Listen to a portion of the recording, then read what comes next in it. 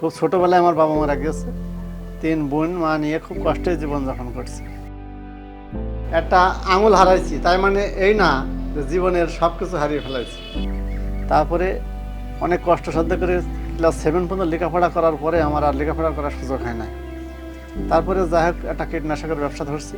কীটনাশকের ব্যবসা বাকি যাওয়ায় অনেক টাকা লস হয়।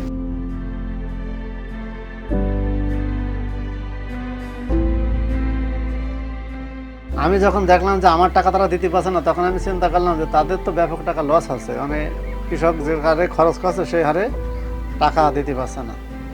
এখন পরে আমি চিন্তা করলাম যে যদি ঈদের খরচ কমানো যায় তাহলে আমার টাকা আমার দেবে এবং তারাও লাভবান হবে।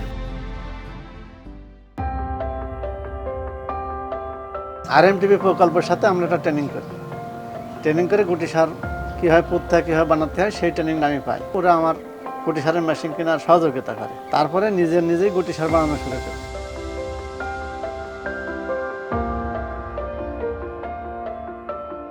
আমাদের এলাকায় অনেক ফল চাষ হয় এবং সেই ফল চাষে আমার এই গুটি সার ব্যবহার করা হয়। এই গুটি সারে আছে টিএসপি, পটাশ, এমওপি, 3টা পুষ্টিগুণ থাকার কারণে এই ফল অনেক মোটা হয় এবং অনেক বেশি ফলন হয়। এই ফলন বাড়ার কারণে চাষি অনেক খরচ কমে লাভবান হয়। আর এতে ব্যবসাটা আমারও ভালো হচ্ছে।